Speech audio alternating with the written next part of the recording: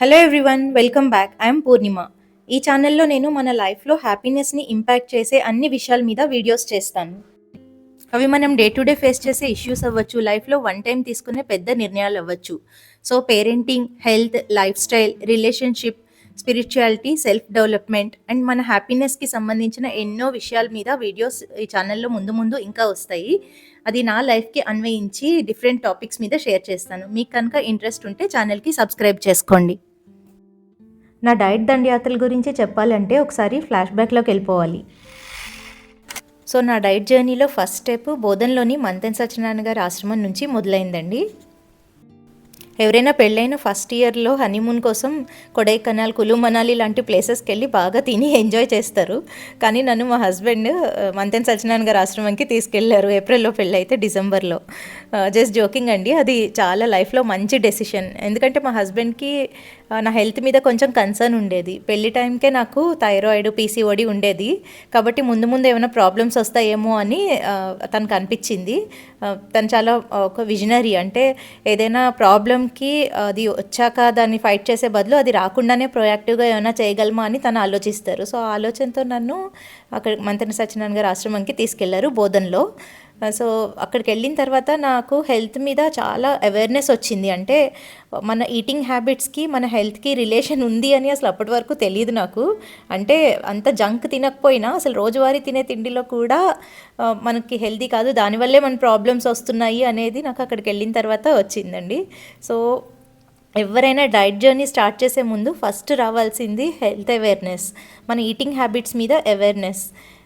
ఇప్పుడు వరకు మనం తింటున్నది మొత్తం కరెక్ట్ అని అనుకుంటే అది చాలా తప్పు అని నాకు అక్కడ అర్థమైంది. సో అది తెలిసిన తర్వాత నేను ఇంటికి వచ్చిన తర్వాత కూడా ఆ డైట్ కొంచెం కంటిన్యూ చేశాను. యూజువల్గా థైరాయిడ్, పీసీఓడి లాంటి ప్రాబ్లమ్స్ ఉంటే ప్రెగ్నెన్సీ రావడం అనేది కష్టమవుతుంది.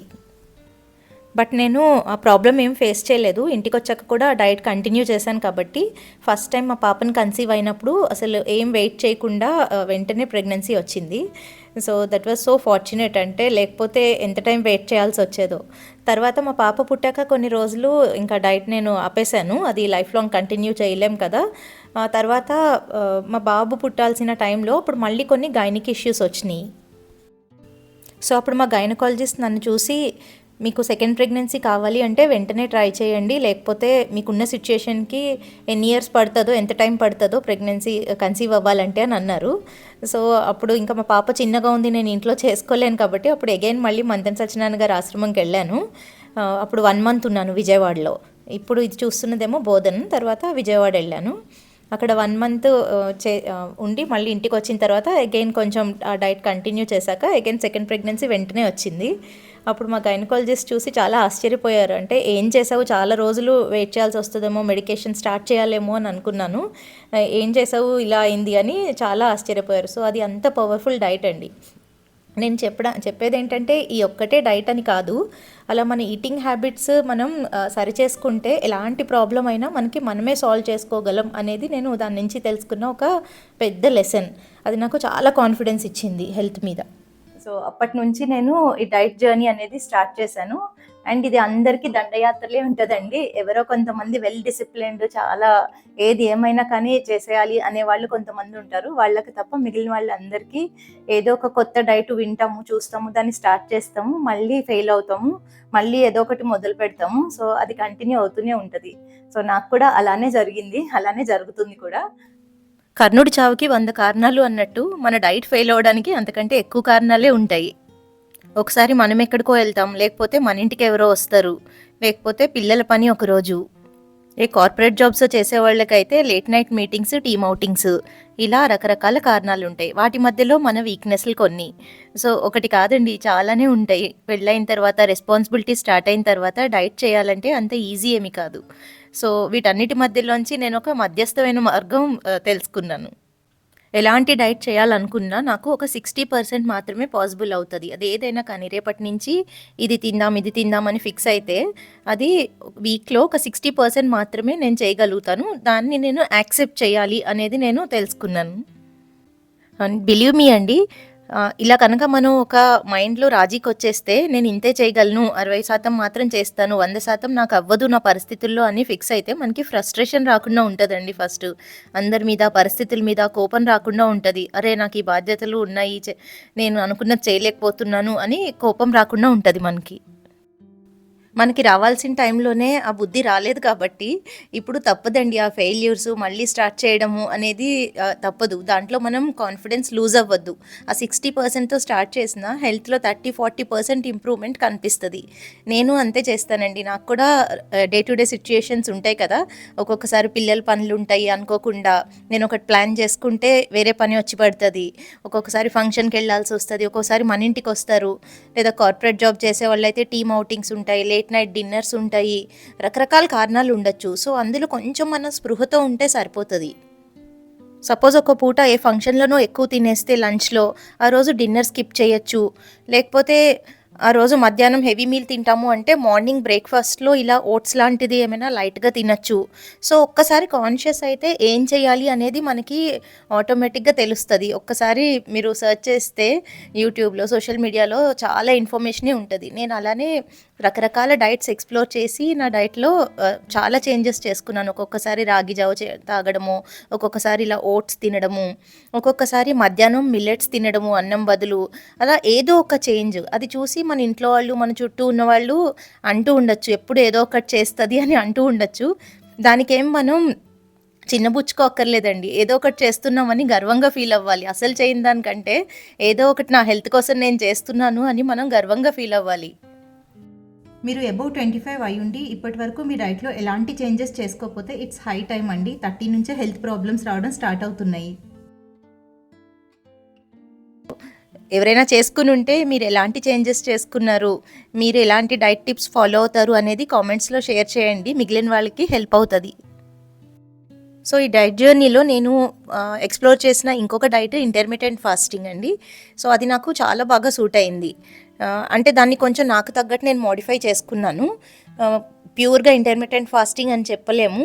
దీని డీటెయిల్స్ నేను ఎగ్జాక్ట్‌గా ఏం తింటాను, ఎలా వేరే వేరే సిట్యుయేషన్స్ వచ్చినప్పుడు ఎలా మేనేజ్ చేస్తాను అనేది నేను నెక్స్ట్ వీడియోలో షేర్ చేస్తాను. ఈ వీడియో చాలా లెంగ్తీ అయిపోతది కదా! ఈ వీడియోలో నేను ఓన్లీ డైట్ పట్ల ఎలాంటి అప్రోచ్ ఉండాలి అండ్ ఎలాంటి టిప్స్ మనం ఫాలో అయితే డైట్ సస్టైన్ అవుతది అనేది నేను షేర్ చేసుకుంటున్నాను. నేను నా జర్నీలో ఎక్స్‌ప్లోర్ చేసినవి నేను రియలైజ్ అయిన పాయింట్స్ చెప్తున్నాను. ఇప్పుడు నేను చెప్పబోయే పాయింట్ బిగినర్స్‌కి అంటే కొత్తగా హెల్త్ అవేర్‌నెస్ వచ్చి ఈటింగ్ హ్యాబిట్స్ మార్చుకోవాలి, మన ఫుడ్ మార్చుకోవాలి అనుకున్న వాళ్ళకి ఉపయోగపడొచ్చు. ఏంటంటే డైట్‌ని ఎప్పుడు మన బలహీనతతో స్టార్ట్ చేయొద్దు. అంటే మన వీక్‌నెస్ ఏదుందో సపోజ్ మనకి ఒక స్వీట్ అంటే ఇష్టం, లేకపోతే ఒక టీ, కాఫీ అంటే ఇష్టము. సో, దాన్ని మానేసి నేను చేయాలి, ఇది రేపటి నుంచి మానేయాలి అనుకుంటే అది ఈరోజు అనుకుంటాము. అది తాగేసిన తర్వాత నెక్స్ట్ డే మళ్ళీ చేస్తాము. నాకలా వీక్‌నెస్ కాఫీ అండి. కాఫీ నాకు చాలా పెద్ద వీక్‌నెస్. సో, నేను ఇంటర్మిటెంట్ ఫాస్టింగ్ అని చెప్పాను కదా! అందుకే నేను ప్యూర్‌గా అలా చేయట్లేదు అని చెప్పాను. మార్నింగ్ కాఫీ తాగుతాను. సో, నేను దాన్ని నా వీక్‌నెస్‌ని యాక్సెప్ట్ చేసి మిగిలింది ఏం మోడిఫై చేసుకోగలను అనేది చేసుకున్నాను. సో, అప్పుడు కొంచెం సస్టైన్ అయ్యే అవకాశం ఉంటది. అవి మార్చుకోవాలి ఖచ్చితంగా. కానీ అది మనకి చాలా వీక్‌నెస్ కాబట్టి మనం ఆల్రెడీ ఇప్పుడే స్టార్ట్ చేస్తున్నాము అనుకున్న వెంటనే మారదది.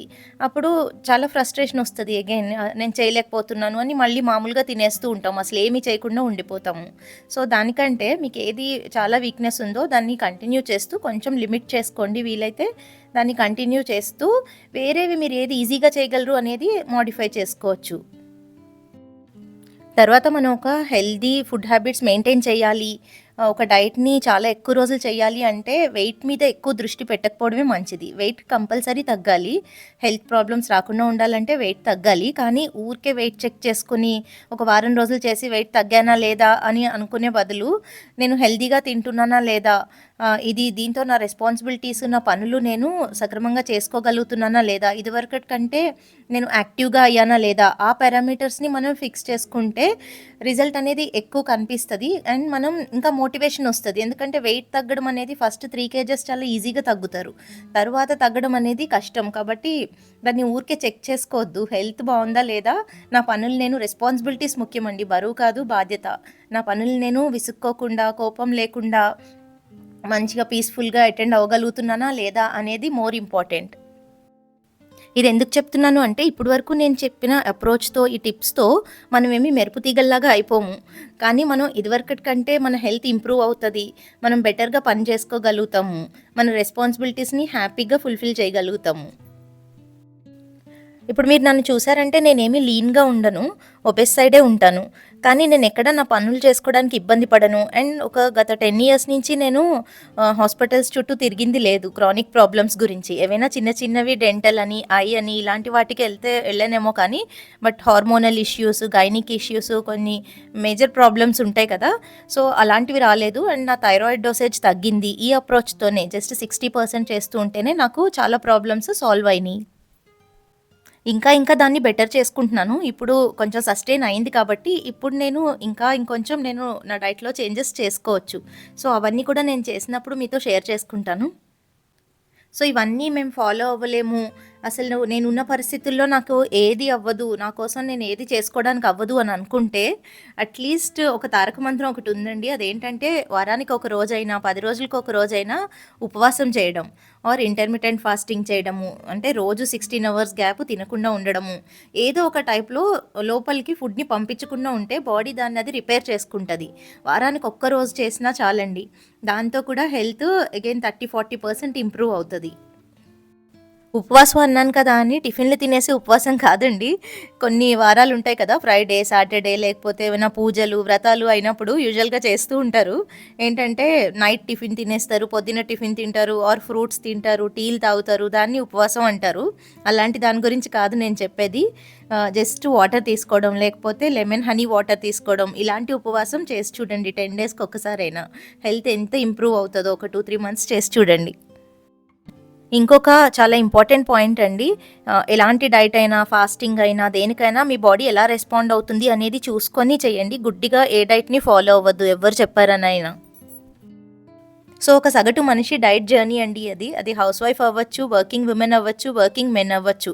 ఎవరికైనా రెస్పాన్సిబిలిటీస్‌లో చిక్కుకున్నాక ఒక healthy life style, healthy diet చేయడం అనేది అంత ఈజీ ఏమీ కాదు. బట్ స్టిల్ అది మనం కంటిన్యూ చేస్తూ ఉండాలి. మీరందరూ కూడా మీ డైట్ జర్నీ స్టార్ట్ చేస్తారు, హెల్త్ జర్నీ స్టార్ట్ చేస్తారు అని ఆశిస్తున్నాను. నెక్స్ట్ వీడియోలో ఇంకొన్ని ఫుడ్ ఐడియాస్ షేర్ చేస్తానండి. సరే అండి, ఉంటాను మరి. Bye bye.